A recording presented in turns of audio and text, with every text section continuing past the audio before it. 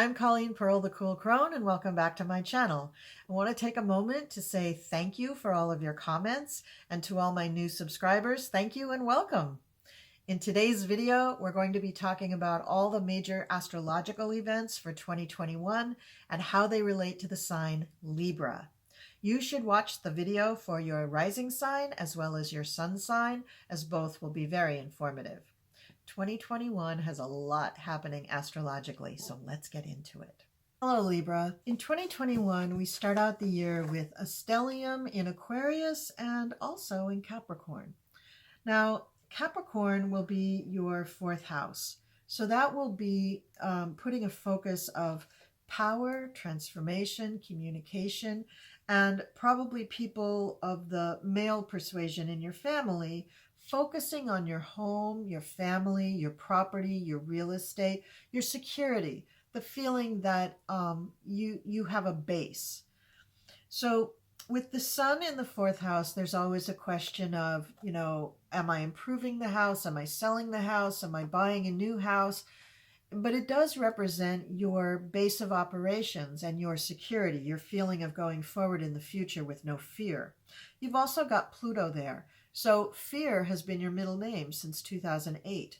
You probably have had tremendous upheaval when it comes to your home. Either you've had to leave your home more than once, or you have had your house destroyed, perhaps in a natural disaster or some other means.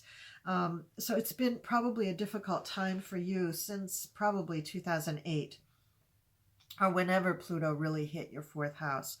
Now, Mercury and the Sun, who always travel pretty closely together, give you a voice in this. So you are your own advocate. You are able to speak up and try to get help. So it's not like you're a total victim in all of this. And the great conjunction between Saturn and Jupiter will be falling in your fifth house, Aquarius. So the fifth house is the house for fun. Saturn isn't very fun. Saturn brings constriction, construction, restriction, obstruction, delays.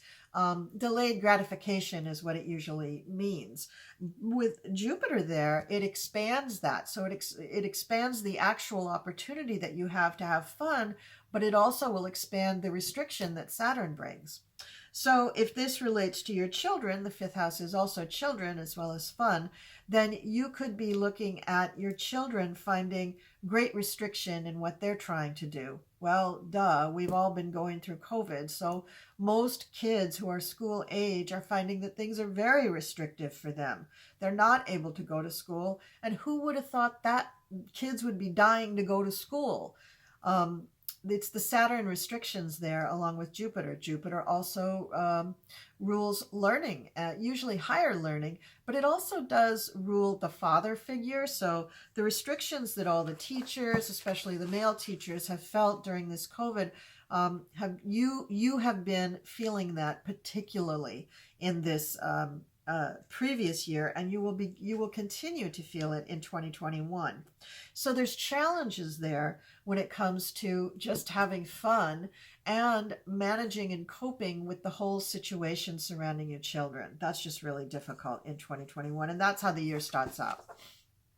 You've also got Neptune and Chiron in your sixth house. So I'm guessing that you're dealing with some amorphous kind of health situation, possibly even COVID, and you're probably going to figure out a way to cope with it, deal with it, help others with it, because Chiron very often turns you into a healer. So I can see you, even if you're not now in the healing arts, I can see that you might be someone who takes up some kind of avocation or vocation to help others, to heal others, to help people get through this COVID, or to adjust to things that happen to people who have long effects from having had COVID. So that's something else that you might be thinking about in January.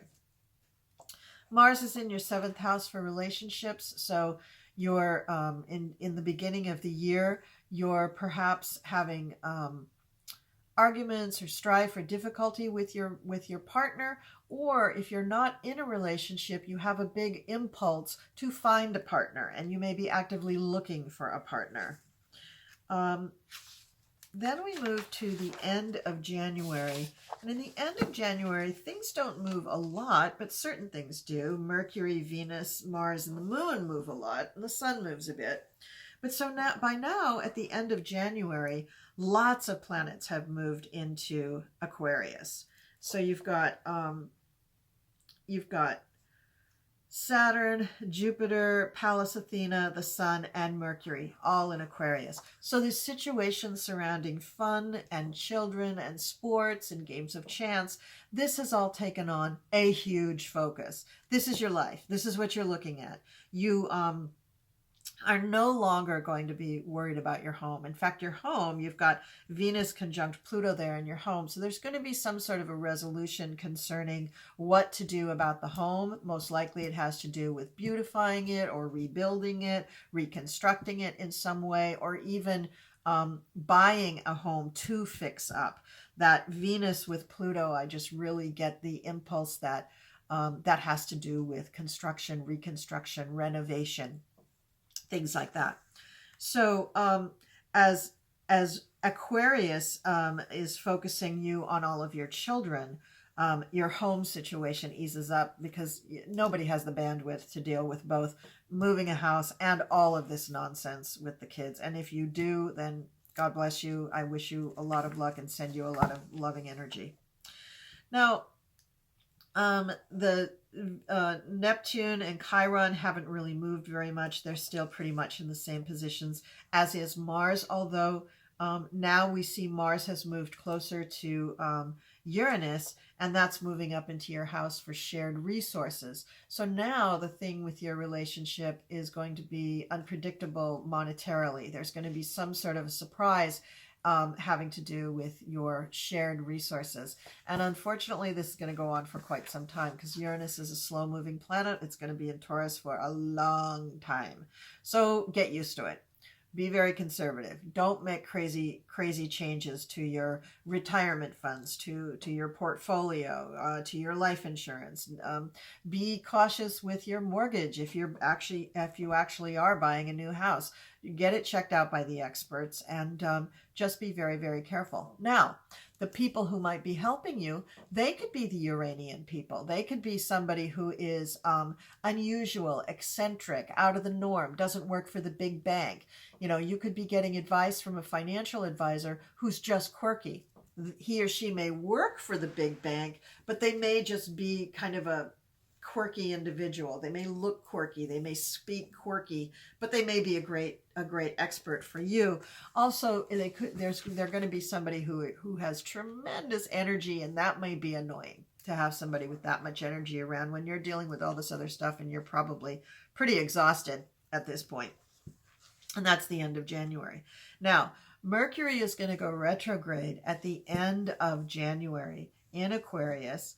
So he's going to back up. Actually, Mercury is neutral. It can't be a he or a she. They are going to back up. And they won't go direct until February 20th. So things having to do, again, with your kids, with the stock market, with games of chance, if you're a coach for a sports team, if you play sports, if you're involved in sports in any way, things are going to be confusing, to say the least, during the first couple of weeks of February. Because for about 3 weeks there, January 30th through February 20th, Mercury will be retrograde in Aquarius. Now, I don't think it backs up all the way into Capricorn. I think it's in the sign of Aquarius as it goes retrograde, but that's going to hit you in that 5th house for all the kid stuff. On February 11th, the moon is also going to go through Aquarius, and that's going to sort of punch up or put an emotional spotlight on all those things having to do with your kids, with sports, with games of chance, that kind of thing. So just be careful of that day, the 11th, probably also the 12th of February. You will be detached, but also sensitive. So you may not express to other people what's going on. They may be able to sort of like stomp on you a little bit. So be careful of that day, or those 2 days. And then on the 17th, Saturn and Uranus are squared. So what does this mean? This means that the situation with your kids, the games of chance, a love affair, sports, that situation that's going on where you're having the restriction and the difficulty and having to deal with delays is going to be, there will be an event where things just kind of explode. They bubble over, they boil over, and that's because of the Uranus energy. Uranus will be working its magic in the area of your shared resources, but it may seem like it's a challenge, a difficulty, an event that you don't want, concerning the kids or the sports or the love affair or the games of chance. So that's a bit of a difficulty. Squares are difficult. They bring about events that show us where we need to grow. And if we accept the challenge and grow, we can look back on those events and say, oh, that was a good thing. That really helped me. Or you can have the event happen and not take advantage of the learning opportunity. And you look back on the event and go, that was messed up. I really didn't like that. That was not my fault. There's a lot of displacing of responsibility and not taking responsibility and not even learning from it. So you want to look at the Saturn lessons and make sure that you grab them, because they are opportunities to grow. And we are here on this earth to grow and to advance. And Saturn is the way to really figure out what it is that you're supposed to be working on. So in this case, it probably has something to do with your kids, most likely. All right, let's move on. February, at the end of the month, on the 27th, you do have a trine between Mars and Pluto. And I think that is going to ease up something powerfully having to do with your shared resources, because Mars is still going to be in that 8th house for shared resources in Taurus. So if you're having difficulty with something having to do like with a mortgage or a loan, or just having problems with your partner dealing with shared resources, there's going to be a big surge of energy towards a resolution at the end of February. So look for that, and realize when you're in January and the end of January and you're so frustrated about all of it, that it is going to come to a resolution, but not till the end of February. So that's the catch there. Now let's move on to March. Now March has a couple of things. March 10th, I did this chart for March 8th because that's when a couple of things are happening. That's when the Sun is conjuncting Neptune, or coming up to the conjunction with Neptune. So this is a time of inspiration, of tremendous creativity, also tremendous sensitivity to the care of others, to the suffering of others, to helping others. Now, if you think back to what I said in January about you helping to heal people and you healing yourself and you going through some sort of a health situation where you needed to learn about taking care of yourself, this is the moment where the Sun conjuncts Neptune, where you could have a brilliant insight into how to do that or what that is. You may not master everything that you need to do at that red hot moment in March or in January, but this may be the beginning of you figuring out how you're going to do that and where you need to go. Could be a change in career ultimately, or it could be just something that you take on for your family or your kids. This could be spurred by something that you need to do for one of your children. Then on the 13th, Venus is conjunct Neptune. That's a beautiful aspect. Now that will have a lot to do with feminine energy, with intuition, with spirituality, with helping others, with compassion. This speaks to me of a Mary energy. This is all about divine, feminine, compassion, love, and healing. So I think by then, countrywide, we're going to be looking at tremendous healing from our government and from the powers that be. And for you personally, that is going to be falling in your let's see, where are we here? That is going to be falling in your 6th house for healing. So for you personally in the month of March, there's a tremendous amount of healing going on for you. And this is energy that you can tap into from the universe. You don't necessarily need to manifest this by yourself. You've got energy from the universe and from other women, other healers around you, where you can tap into that energy and really use it to heal yourself if you need to, but also help you learn how to heal others. And this age of Aquarius that we're coming into, everybody's going to be a healer. Everybody's going to be telepathic. Everybody's going to be taking care of other people. And this Capricornian and Taurian kind of earth energy, where we're in competition with each other, that's just going to fall away. And welcome, right, Libra? You're on it with me. You're on that wagon with me, because the conflict that we feel because of those inadequacies or those dualities having to do with the earth signs will begin to fall away, and that's good news. Let's see what else. Yeah, that's at the end of March. The 28th of March is when Venus is going to be conjunct. I'm sorry, the 13th of March when Venus will conjunct Neptune. And then on the 28th of March, Venus will conjunct Chiron. Now that's in your 6th house. This is beautiful. This helps even more. This gives the ultimate female flavor to this Chiron energy that you're developing. Chiron is the wounded healer. Chiron is the place in our chart where we may have a trauma or a violent event or a tragedy or some kind of wounding that we experience usually in childhood, but it could be up to your, early 20s, where you have to heal from it. You have to go through a soul searching and purge yourself of blame and shame and all that stuff. Usually it has to do with that. It very often has to do with sexual assault, but not always. And so with Venus coupling up with Chiron in your 6th house, 6th house rules your body in health and healing. It also rules your job. So that's why it very often helps people turn into healers, because it's both the job and healing in the same house. And when we have this planetary energy there of so much feminine healing and feminine influence, feminine power, frankly, that's when many people get turned on to the fact that they have the ability to heal others. And in this day and age, we need healers. We need so many people who can help others heal. So it's a good thing to think about. All right, Libra, on to May. May is the next time that we have a big event. And in May, we are going to see Jupiter enter Pisces for the first time.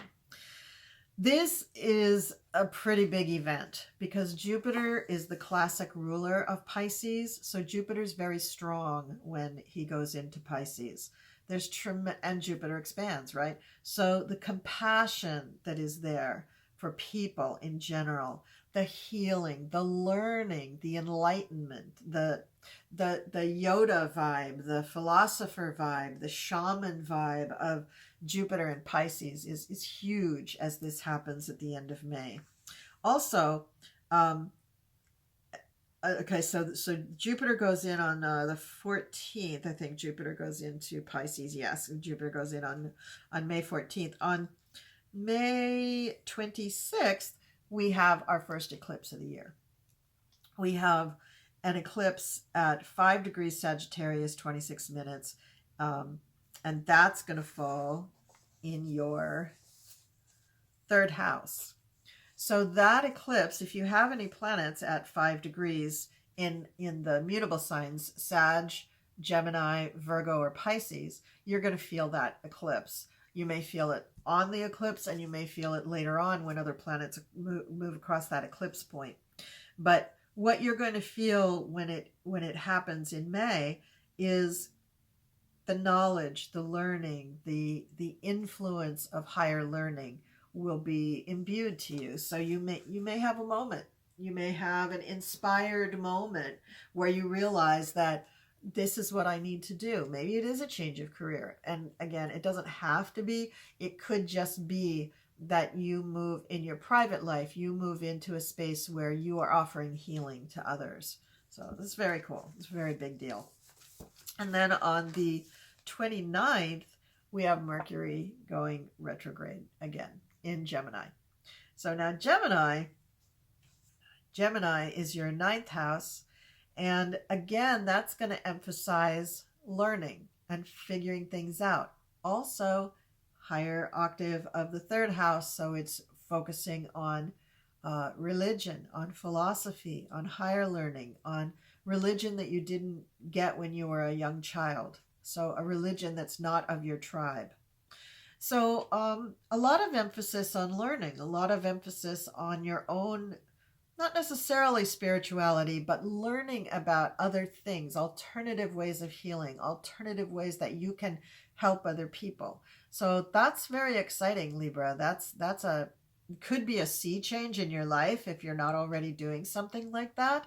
Although if you're watching this video, I wouldn't be surprised if you're already doing something like that. So if you are, then it's kicking it up a notch. It's taking it to the next level. You either find a teacher for this, maybe a school, not just a single teacher, maybe a school. Maybe you travel somewhere to do this. Maybe you find yourself in a situation where all of a sudden this kind of learning is offered. But it's happening between January and May. End of May, that's when you're really going to, this is all going to coalesce around what you need to do. Now, Mercury has gone retrograde at the end of May, and it won't go direct until June 22nd. It's actually quite a long retrograde. So you may find that whole period a little frustrating because you may not be able to actually do what it is that you want to do. You may just be in a holding pattern because it's Mercury retrograde and it's the sign of Gemini, which does have to do with learning. So I don't want you to think that it's not going to happen. It's just going to be delayed.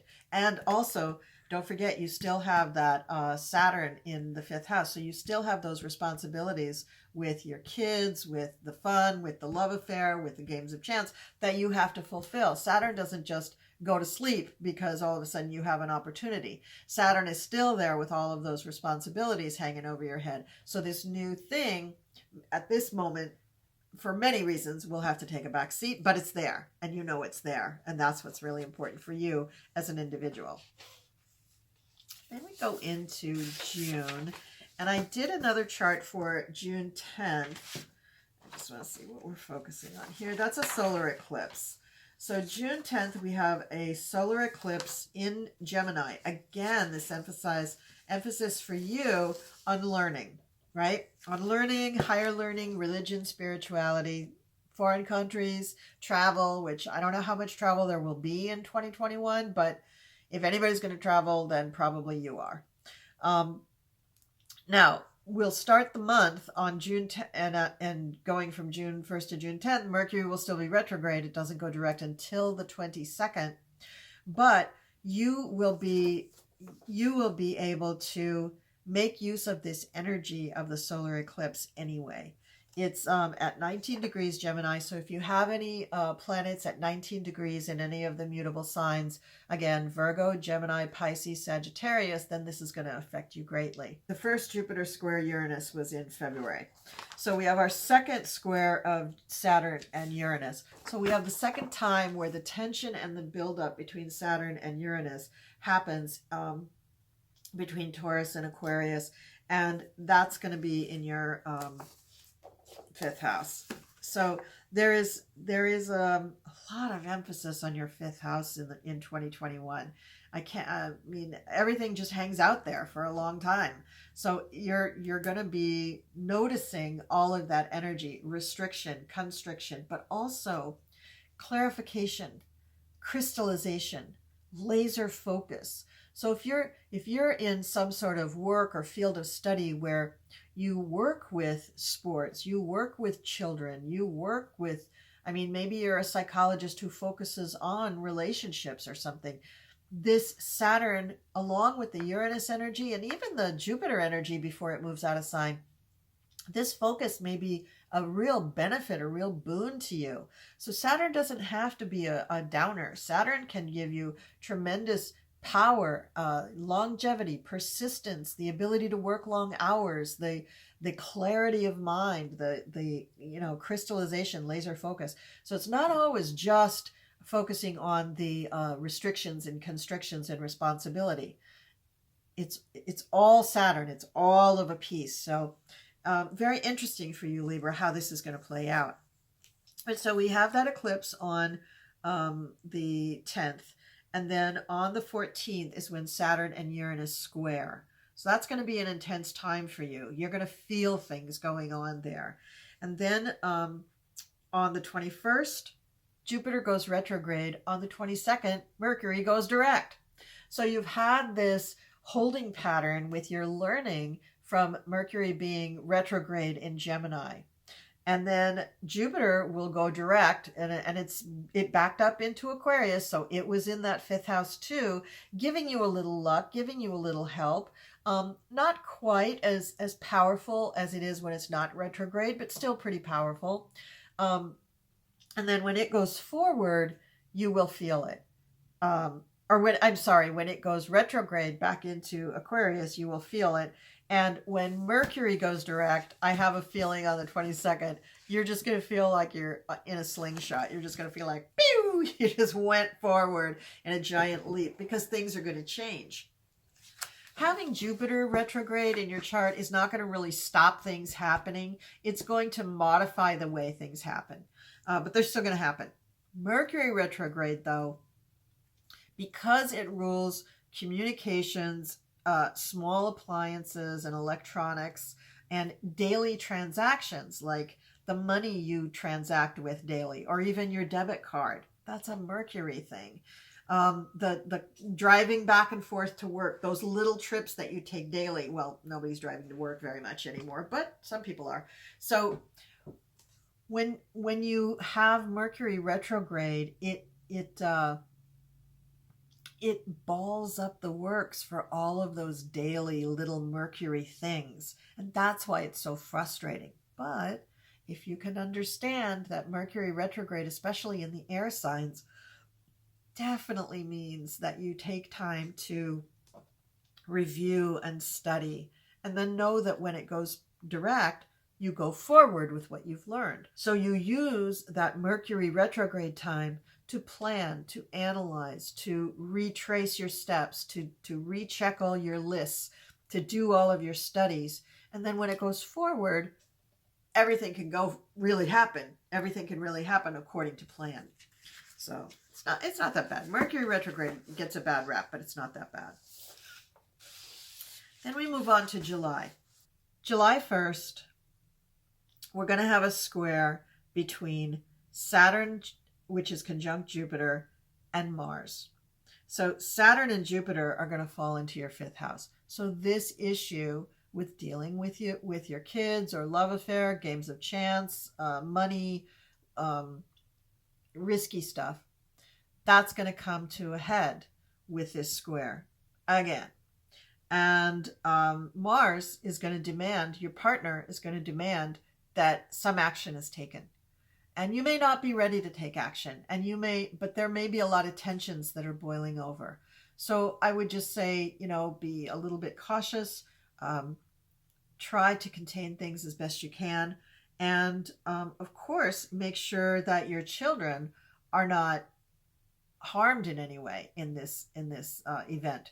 Now, it doesn't have to be violent. Mars square Saturn can be violent, but it usually indicates something like an accident, a surgery, something like that. So yeah, be careful during this time. You do not want this to affect you physically, but it can also affect you just in terms of how things are playing out with the energies. So the energy of Saturn with Jupiter is this very expansive set of rules.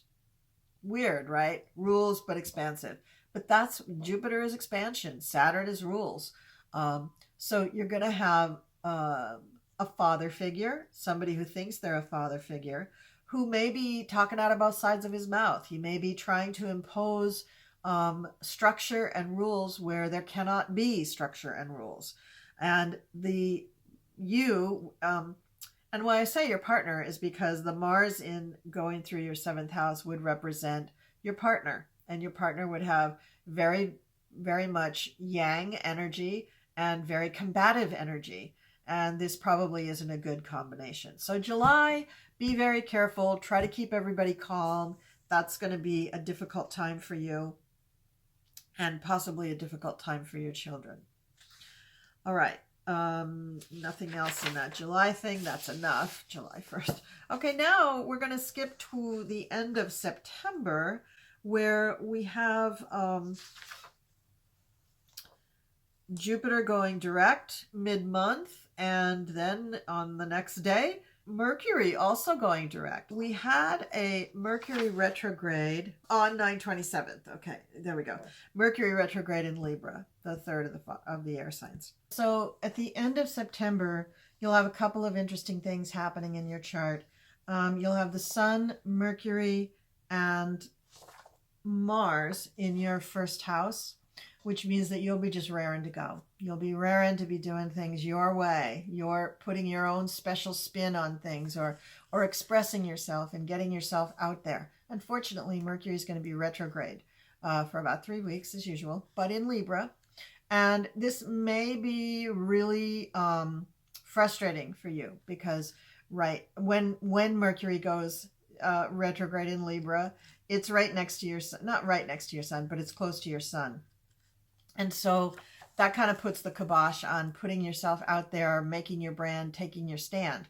However, use the time to plan, to review, to analyze, to study, to put things together so that once Mercury goes direct, you will be ready to go with that. And Mercury will go direct on October 18th. On October 17th, Jupiter goes direct because Jupiter has been retrograde all this time. And that will also give you kind of a shot in the arm and help you kind of like jumpstart things to put them out there to the universe. You've got Venus in the second house for most of October, and that's going to be a really nice thing. Whatever kind of endeavors that you're involved with will attract money. You will attract money in whatever you're doing. You may also decide to spend money on yourself, on beautiful things. Libra is known for their beauty. So that's not a bad thing. You can spend some money on yourself. Just don't go hungry. Don't make sure that your kids can eat too. But Venus sometimes can be a little selfish and callow that way. So make sure that you use that Venus money energy in a positive way. Let's see what else. Moon is going to be conjunct Ceres for a couple of days in your 9th house in the sign of Gemini. So this is a nice little cap to your endeavor to learn something new or be training yourself at something new, finding a teacher, finding a school, finding some way of going further in a particular philosophy or the healing arts or some sort of avocation or vocation that you may choose to start to pursue at this point in your life. Again, the Mercury retrograde is going to hold things up a little bit, but not too much. At least you can find the things. Just don't start anything until after Mercury is direct, which will be about October 17th. Jupiter and Saturn are still going to be in your 5th house hanging out. However, they are further apart from each other, so you're not going to have quite the frustration that you had earlier in the year when they were very, very close together and affecting one another. So you will find that there is plenty of yang energy, either from yourself or from people around you, to get these projects off the ground, and very likely they do have things to do with kids. So, November 15th, 2021, this is when Mars opposes Uranus. This could be a moment in our country's history where things just go sideways. Something very, very surprising may happen having to do with our country. But for you, Libra, this is going to have to do with your money. This is going to have to do with something very surprising taking place, either granting you money or coming up with a big bill that you weren't expecting. But there's going to be something very surprising having to do with your values, your resources, your talents, your income on the 15th of November. So that's why back in January, February time, you want to be very careful about shared resources, who you use for advice to obtain things like loans or changing your retirement fund or insurance or things like that. You want to be very, very, very careful because you don't want a big surprise later that is negative. If there's going to be big surprises later, we want them to be positive. So that's why we want to make sure that, you're not dealing with anybody really shady. Now, on this day also, we have, should be opposition. On the 19th, 4 days later, we have a lunar eclipse. So that's going to fall in your 7th house. So that means that it could affect you or your partner. It's going to be at 27 degrees Taurus. So look in your chart for any planets that fall near 27 degrees. So 25 to 29 degrees of the earth signs. So Taurus, Virgo, Capricorn. So if you find any planets that fall in that degree, that's going to be affected by the eclipse. And any planets later on that cross over that degree of the eclipse, if it's sensitive in your chart, that will bring about whatever the big, the resolution of the change that the eclipse brings to you. That will happen when a planet crosses over that point. Then moving on to December, on December 4th, we're going to have a solar eclipse in Sagittarius at 12 degrees. So again, we are looking at the 3rd house, what's going on with learning. And this even could be an answering eclipse to the ones that went before. So an answer to you trying to figure out what it is that you should be learning, or you trying to find the teacher that should teach you, or the learning institution, the school that you should go to, or trying to narrow down what your major should be, or what kind of training you really need. That could all be coming about with this eclipse. But at any rate, you are looking at improving your background so that you can do something that you really love. Not that you're doing something you don't really love right now, but it's going to change. And in the year of 2021, I believe that you are going to be changing. Not necessarily your job. Like I said, this could be an avocation. It doesn't have to be your vocation. And then we come up to the end of the year. Actually, this chart is for Christmas Eve on 2021. And on this day, we have a square between Saturn and Uranus again. So it's going to be a tense day. There's going to be some powers that be will want things to be very constructed and restrictive, and some powers to be will bring about something very surprising and a very big change in energy, probably having to do with our economy, unfortunately. So this is going to, again, hit you in your house for shared resources. So it's really ironic that Uranus is in Taurus, because that's your money too. So whatever's going on with the country is probably going to go on for you as well. And it's also hitting that 5th house. Saturn is in the 5th house. So something to do with children, games of chance, love affairs, the stock market, that's all going to be affected by this additional square to Saturn. So it's difficult energy, but like I said, Saturn is the teacher. It's the universal taskmaster. So if you can embrace it as a lesson to be learned, you will be further ahead than anybody else. So that takes us through the major astrological events for you, Libra, for the year 2021. I hope you enjoyed it. Please leave me a comment below. I know you will not have experienced things because this is going out a year in advance, so you won't know whether these things really came true or not for you, but at least it gives you a roadmap of things to look out for. And I'm so glad that you sat with me all the way through the end of the video. Be sure, if this is your rising sign, watch your sun sign. If this is your sun sign, be sure to watch your rising sign. Thank you so much for joining me. If you'd like to get a personal reading with me, the contact information is probably showing on the screen right now. You can go to my website and look at all my services and sign up for a reading there, or you can send me an email. Thank you so much. It really means a lot to me that you're watching my videos and liking them. Oh, be sure to like the video. That really helps. And if you haven't already, be sure to hit the subscribe button and click the notification bell so you don't miss any upcoming videos. And have a great 2021. Bye-bye.